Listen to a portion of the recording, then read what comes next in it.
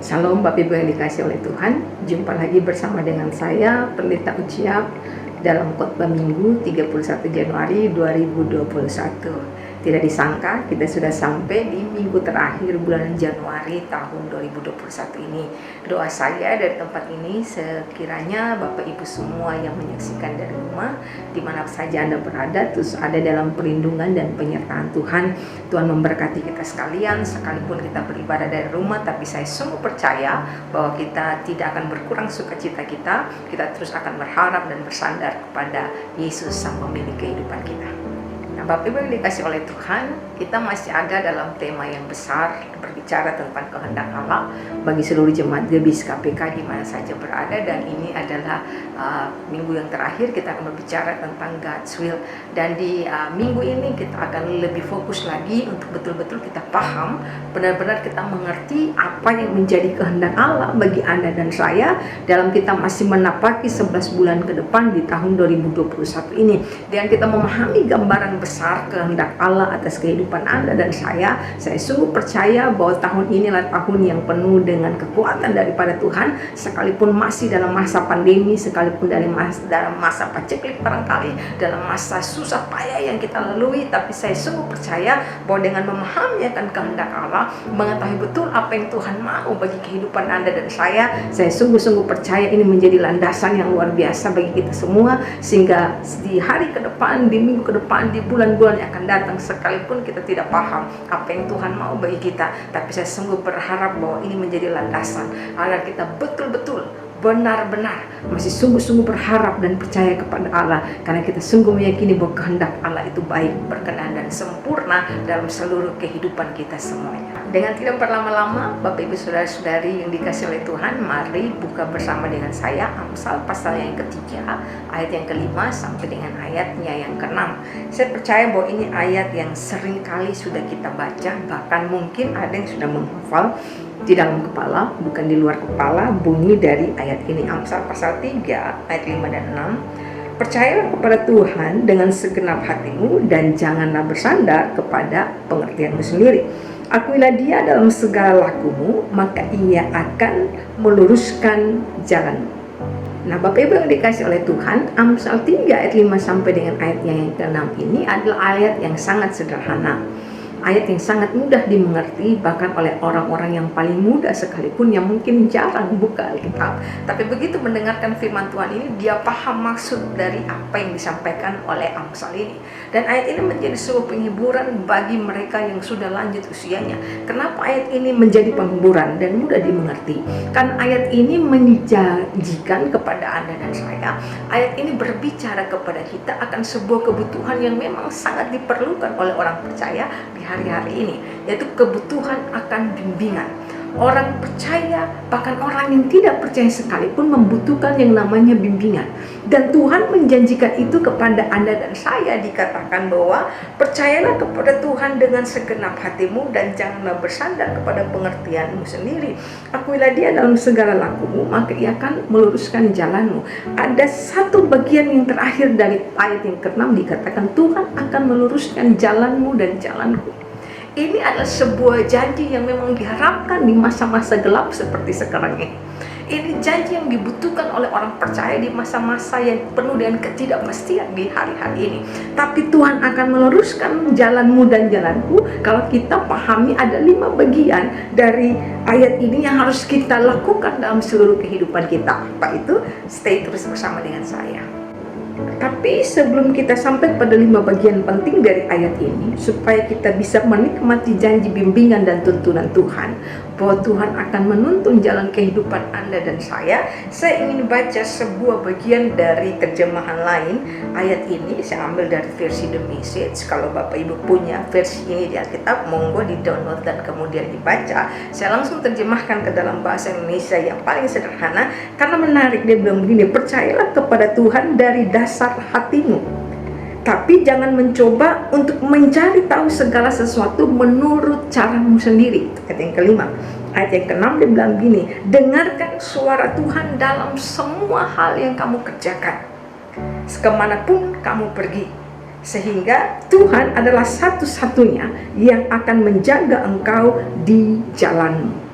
Seperti yang sudah saya janjikan tadi, bahwa ada 5 bagian penting dari ayat ini yang harus kita kerjakan, sehingga janji firman Tuhan di bagian terakhir dari ayat yang ke-6 bahwa Tuhan akan meluruskan, Tuhan akan menjaga, Tuhan akan menyertai perjalanan Anda dan saya itu menjadi milik dari kehidupan kita. Yang pertama ada kata percayalah kepada Tuhan. Ayat yang kelima bagian yang pertama dikatakan begitu kan, percayalah kepada Tuhan dengan segenap hatimu. Percayalah di sini menggunakan kata batah dalam bahasa Ibrani, yang punya pengertian adalah bukan hanya sekedar percaya, karena kata percaya ini adalah kata yang sering diungkapkan hari-hari ini, diucapkan hari-hari ini. Ada mungkin dua sejoli pasangan yang mungkin lagi di mabuk cinta dan sering kali berkata percaya saja kepada saya nggak pernah bohong loh, percaya saja sama saya yang katakan apa yang saya katakan akan saya kerjakan. Oke, karena seringnya dikatakan percaya kepada saya dan tidak dilakukan, itu menjadi kata percaya ini menjadi sebuah kata yang berkurang maknanya, berkurang kualitasnya dalam kehidupan orang-orang hari-hari ini. Nah, kata percaya tadi saya katakan dalam bahasa Ibrani punya pengertian yang sangat dalam. Dikatakan begini, kata percaya itu adalah meletakkan seluruh bagian hidup kita, meletakkan seluruh tubuh kita kepada sesuatu benda, pada sesuatu yang kita sungguh-sungguh percaya bahwa benda itu mampu untuk menampung, mampu untuk menahan bebannya berat dari beban badan kita. Artinya kata percaya punya pengertian begini, bahwa bersandar dengan seluruh tubuh menopang pada benda itu, atau yang kedua mempunyai pengertian begini, bahwa berbaring di atas sesuatu. Percayalah kepada Tuhan dengan segenap hatimu. Tuhan sedang begini, ayo mari letakkan seluruh bebanmu, letakkan seluruh hidupmu kepada saya, dan saya menjamin kamu akan baik-baik saja. Yang kedua, kita ada dalam satu bagian yang bilang begini, jangan bersandar pada pengertian. Jangan bersandar, atau dalam bahasa Inggris memakai kata lean. Dalam bahasa Ibrani lebih dalam lagi kata bersandar. Kalau dalam bahasa Inggris sandar artinya separuh tubuh kita ada pada bagian benda yang lain. Kita hanya sekedar nyender, bahasa kerennya, hanya sekedar menyandar, tapi kita tidak meletakkan seluruh tubuh kita kepada sesuatu itu. Jadi kata sandar ini punya pengertian sederhana itu begini. Saya kasih contoh, waktu kita berjalan nanti misalnya sudah menjadi tua, mohon maaf buat Bapak Ibu yang sudah umur lanjut, waktu satu saat kita berjalan dan mungkin kita sudah membutuhkan alat bantu yang namanya tongkat. Waktu kita memakai tongkat itu sekedar alat bantu untuk membantu kita berjalan, kita bersandar pada tongkat itu. Atau sekiranya kita lagi berdiri di samping kita ada pohon, lalu kita sekedar sandar, meletakkan separuh tubuh kita di pohon itu, tapi bukan keseluruhan. Makanya itu beda antara percayalah tadi dengan kata bersandar. Artinya begini, bahwa kita bersandar pada sesuatu karena kita sendiri tidak cukup kuat berdiri dengan kekuatan kita sendiri. Itu kata yang kedua. Oke, kata yang ketiga adalah kata pengertian. Jangan bersandar pada pengertianmu sendiri. Terjemahan lain memakai kata understanding yang artinya pemahaman, memahami. Jangan bersandar pada pemahamanmu sendiri. Nah, ini kita akan bahas apa itu kata pengertian. Apa itu yang dimaksud dengan kata pemahaman. Kata memahami atau pengertian, pemahaman yang dimaksud di sini artinya ada sebuah proses mental yang Anda dan saya lakukan untuk menganalisa sebuah masalah, persoalan yang terjadi dalam kehidupan kita. Dalam menganalisa itu kita mungkin memecahnya menjadi bagian-bagian yang lebih kecil lagi, sehingga ketika kita memecahkan demikian, itu memudahkan kita untuk pengambilan keputusan apa yang harus kita kerjakan, apa yang harus kita lakukan di langkah selanjutnya dalam kehidupan kita. Itu yang disebut dengan pengertian dan pemahaman yang dikatakan oleh Amsal pasal 3 ayat yang kelima ini. Sehingga pengertian atau pemahaman yang dimaksud adalah kemampuan yang Tuhan berikan kepada Anda dan saya untuk dapat mengambil sebuah keputusan bagi kehidupan kita semua. Dan kata ini menjadi menarik, bagian dari Amsal 3 yang kelima ini ketika kita gabungkan, jangan bersandar pada pengertianmu sendiri. Kata bersandar tadi kita sudah pahami, kata pengertian pemahaman juga sudah kita pahami. Maka ketika digabungkan menjadi sebuah kalimat negatif, ada kata jangan di depan. Jangan bersandar pada pengertianmu sendiri, ini menjadi klausa negatif yang harus kita pahami, maka artinya menjadi dalam dan penting bagi Anda dan saya untuk kita pahami bersama. Amsal sedang menasihati kita begini, gunakan semua kemampuan kekuatan yang bisa engkau punya untuk mengambil sebuah keputusan yang terbaik bagi kehidupanmu, tetapi itu hanya akan membuat engkau bersandar sebagian. Keputusan itu tidak bisa engkau pakai menjadi sebuah landasan, menjadi penentu dalam seluruh kehidupanmu. Karena untuk bisa menjadi landasan, untuk bisa menjadi sebuah tempat kita bergantung, maka kita menggunakan kata percayalah. Maka ini yang disampaikan oleh Amsal, dan ini menarik sekali. Artinya Tuhan tidak larang kita untuk menggunakan kemampuan kita. Tuhan tidak larang kita untuk pakai kapasitas yang Anda dan saya punya. Tapi Tuhan bilang begini, boleh pakai semuanya itu, tapi jangan bersandar di situ. Karena bersandar punya pengertian kita hanya bisa letakkan separuh, parsial saja. Tidak semua bisa kita gantungkan di situ. Tidak semua hal bisa kita pakai di situ. Artinya kemampuan kita terbatas, kapasitas kita pun terbatas. Tapi kalau kita percaya kepada Tuhan, kita sungguh-sungguh meletakkan seluruh beban kita kepada Tuhan. Bagian keempat yang tadi saya sampaikan adalah bagian dari Amsal 3 ayat yang ke-6. Dia bilang, akuilah dia dalam segala lakumu. Maka kata yang berikutnya adalah kata akuilah. Nah, kata akuilah ini punya pengertian bukannya sekedar mengakui, tapi artinya mengenal Tuhan sedemikian intim, sedemikian dalam seluruh kehidupan kita. Saya kembali kepada versi The Message dari ayat ini. Dalam terjemahan bahasa Indonesia mengatakan kata akuilah. Dan memakai kata akuilah ini sepertinya Tuhan meminta pengakuan dari kita. Kalau kita pakai kata ini ke zaman sekarang, banyak anak muda pengen diakui, dan kemudian melakukan banyak hal yang di luar dari akal sehat kita karena ingin diakui oleh dunia luar, ingin diakui oleh komunitasnya, ingin diakui oleh media sosial, ingin dilihat oleh banyak orang. Jadi seolah-olah kata akui ini bahwa Tuhan membutuhkan pengakuan. Nah, ini makanya saya bilang kalau kita kembali ke versi The Message, dia mengatakan gini, listen atau dengarkanlah suara Tuhan. Artinya sebelum kita melakukan apa-apa, dikatakan akuilah dia dalam segala lakumu. Terjemahan The Message, dengarkan suara Tuhan dalam setiap pengambilan keputusan yang ingin engkau ambil dalam hidupmu. Sehingga mendengarkan ini bukan sekedar mendengarkan sambil lalu. Oke, orang bisa mendengarkan sambil lalu jika multitasking. Tapi mendengarkan yang Tuhan maksudkan dari ayat ini adalah mendengarkan dengan sungguh-sungguh. Listen. Bukan memakai kata hear, tapi memakai kata listen. Artinya dengarkan dan pahami baik-baik. Apapun yang akan engkau ambil, apapun yang akan engkau lakukan, kemanapun engkau akan pergi, dengarkan petunjuk dari Tuhan. Dengarkan apa yang Tuhan ingin sampaikan kepada Anda dan saya. Jadi bagian keempat ini juga bagian yang penting. Percaya, lalu kemudian dengarkan. Oke, sehingga kemudian ini menjadi sebuah rangkaian yang sangat indah ketika kita memahami dan pengen tahu apa yang menjadi kehendak Allah bagi Anda dan saya. Dan bagian yang kelima di sini adalah ayat yang terakhir tadi yang saya sudah katakan bahwa akuilah dia dalam segala lakumu, maka dia akan meluruskan segala jalanmu. Kata yang kelima adalah kata meluruskan. Nah, ini sangat indah bahwa Tuhan akan meluruskan jalanmu. Artinya begini, bahwa di dalam kita memahami kehendak Allah, dalam kita mencoba untuk mengenal kehendak Allah dalam kehidupan kita harus akui bahwa terkadang kita mengambil keputusan-keputusan yang salah. Dan demikian, saya juga demikian. Kita harus akui bahwa terkadang kita begitu bodoh dalam melakukan hal-hal yang kalau kita lihat ke belakang, aduh kenapa dulu saya lakukan itu ya. Tapi ingat ini baik, bahwa sekalipun di masa lalu kita ada begitu banyak hal yang terlihat bodoh, tapi ayat ini memberikan sebuah penghiburan bagi kita bahwa Tuhan bisa pakai itu semua dan kemudian dibuatnya jalan itu menjadi lurus dalam kehidupan kita semua.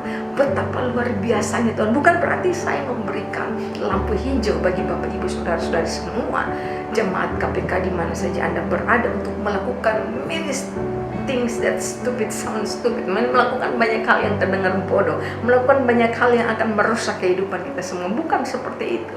Tapi artinya begini, bahwa kita harus akui bahwa di masa lalu kita, bahkan mungkin di masa sekarang ini, ada banyak keputusan-keputusan yang terlihat bodoh yang kita ambil dalam kehidupan kita. Tapi berita baiknya adalah ini, bahwa Tuhan sanggup buat itu dan Dia akan luruskan itu dalam kehidupan Anda dan saya, dalam koridor untuk Anda dan saya memahami apa yang menjadi kehendak Tuhan bagi kehidupan kita. Inilah menjadi pesan Tuhan bagi Anda dan saya di sepanjang tahun 2021 ini, bahwa dalam memahami kehendak Tuhan, kita mungkin akan sampai pada sebuah jalan buntu. Dalam memahami kehendak Tuhan, kita mungkin akan seperti bangsa Israel yang berputar-putar di padang gurun 40 tahun lamanya. Bahwa di dalam memahami kehendak Tuhan, mungkin kita akan seperti Yusuf yang dibuang ke dalam sumur dan jalan kita sepertinya penuh lubang dan berliku. Bahwa di dalam memahami kehendak Tuhan, kita sepertinya selantiasa tidak ditunjukkan dibawa kepada sebuah padang rumput yang berhijau seperti Mazmur pasal yang ke-23. Tapi ini yang ingin Tuhan sampaikan kepada Anda dan saya, bahwa kehendak Tuhan memang tidak sepenuhnya kita akan pahami. Karena bagi Tuhan selalu saya sampaikan bahwa waktunya kalau Anda tahu, Tuhan pasti akan kasih tahu apa yang menjadi kehendak Tuhan. Tuhan tidak akan pernah berjanji bahwa kita akan tahu apa yang menjadi kehendaknya besok, lusa, tahun depan, dan sebagainya. Tapi ketika kita berjalan dalam koridor kebenaran firman Allah seperti yang saya sampaikan dalam khotbah minggu yang lalu, dan kemudian kita sampai pada ayat ini, Amsal pasal 3 ayat 5 sampai 6, kita mempercayai Tuhan dengan segenap hati kita. Bahwa kita menaruh seluruh beban kita kepada Tuhan karena kita percaya Dia Allah yang sangat bisa menopang hidup kita, menopang seluruh beban beratnya kehidupan kita. Dia Allah yang sanggup untuk mengangkat kita dalam setiap apapun yang kita alami hari-hari ini. Dia juga Tuhan yang sama yang berjanji bahwa ketika kita percayalah kepada Tuhan, kita tidak bersandar kepada pengertian kita sendiri. Dia tidak menutup kemungkinan bahwa kita mungkin suatu waktu akan mengambil keputusan-keputusan berdasarkan pemahaman kita, berdasarkan pengertian kita. Tapi Tuhan bilang begini, jangan bersandar kepada keputusan itu, karena keputusan itu hanya akan menopang bagian-bagian tertentu saja dalam hidupmu. Dia tidak akan menopang seluruh kehidupanmu karena pemahamanmu terbatas, penglihatanmu terbatas, jarak pandangmu terbatas. Tapi Dia Allah yang mengetahui sampai selesainya hidupmu.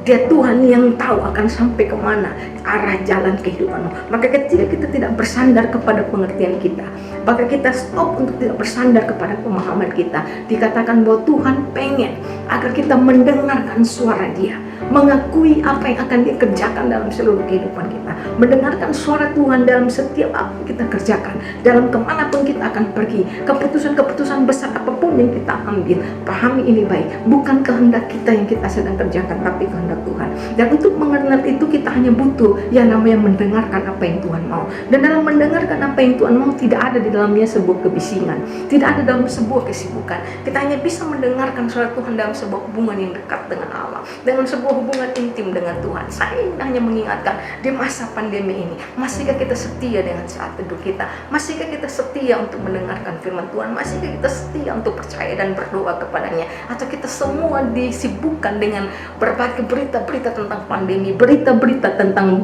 persoalan, sehingga kita lupa bahwa Tuhan sedang menjanjikan hal-hal yang hebat bagi kita. Dan ketika kita mengakui Tuhan, mendengarkan apa yang menjadi kerinduan Tuhan dalam kehidupan kita, Dia Tuhan yang akan meluruskan jalan kita, sekalipun jalan kita berkelok-kelok hari-hari ini, sekalipun jalan kita tidak mulus. Tapi Dia Tuhan yang berjanji untuk meluruskan jalan kita, agar kita selesai menyelesaikan apa yang menjadi rencana dan kehendak Tuhan dalam seluruh kehidupan kita. Saya selesai, sampai jumpa di ibadah raya minggu depan. Tuhan Yesus memberkati kita semuanya. Shalom.